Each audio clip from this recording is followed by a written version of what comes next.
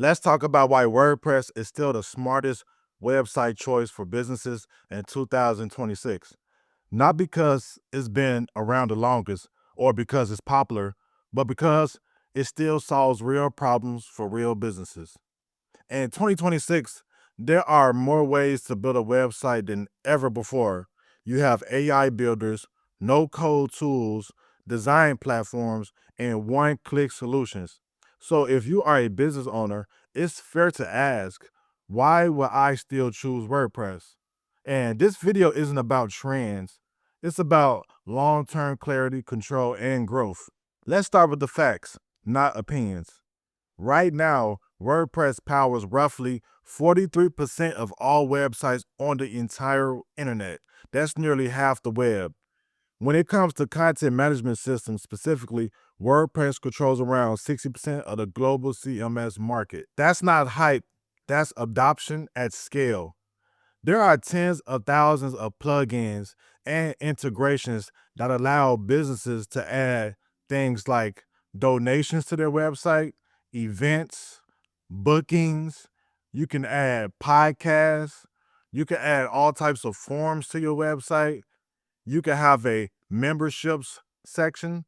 And also, you could utilize SEO tools. And WordPress sites continue to be created every single day at massive volume. Those numbers matter because they tell us one thing clearly.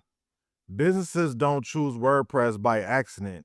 They choose it because it works. Now, to be clear, WordPress isn't the right choice for everyone. If you're just testing an idea for a week or you never plan to grow or change anything, you probably do not need it. But if you are building something that's meant to last, then that's where WordPress really shines. Most website advice online really comes from three places. You have designers selling you design, you have tech people selling you tools, and you have influencers selling what's new. Very few people ask the question business owners actually care about.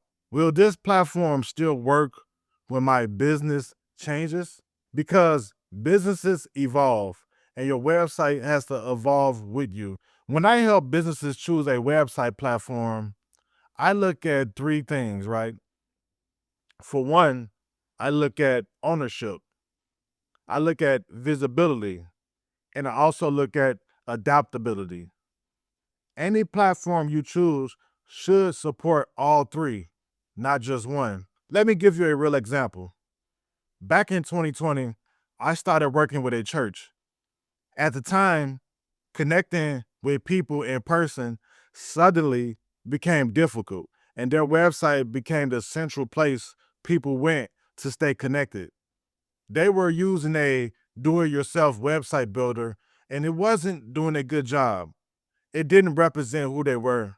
It didn't showcase their ministries well, and it didn't allow them to accept tithes and offerings online in a smooth way.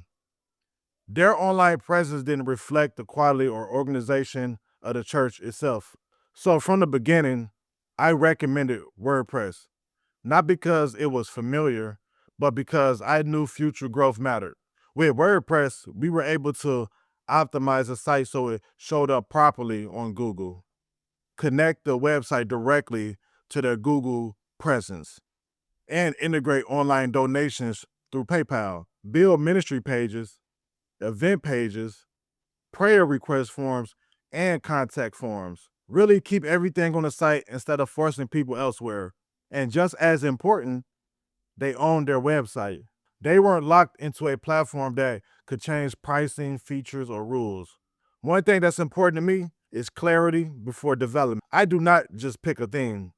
I design first, then build using Elementor, which lets me recreate the approved design exactly.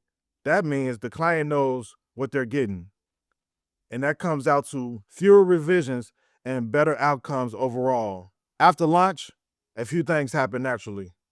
They were able to receive more contributions simply because people could give online easily. Their content, it reached more people, which helped bring in new members. And internally, the website helped organize communication and information, which reduce stress and confusion. And here's the part that really matters. That same website didn't need to be rebuilt every year. It evolved. Just recently, we relaunched it with a fresh new look for 2026 without any downtime. That's what choosing the right foundation allows you to do. And to be fair, other platforms, they do have their place. Webflow is great for design first brands. Lovable is powerful for speed and experimentation.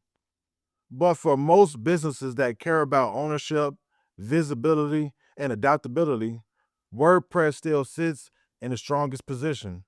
Even as AI and automation continues to evolve, websites are becoming more important, not less, because they act as the central hub everything else connects to. So the real question isn't what's the newest website builder? It's what platform gives my business the most freedom over time? For many businesses in 2026, that answer is still WordPress. And in this next video, I'll walk you step by step through how to actually get started with WordPress in 2026, what you need, what to avoid, and how to set it up the right way from day one. So if you're thinking about using WordPress for your business, make sure to watch this next video right here.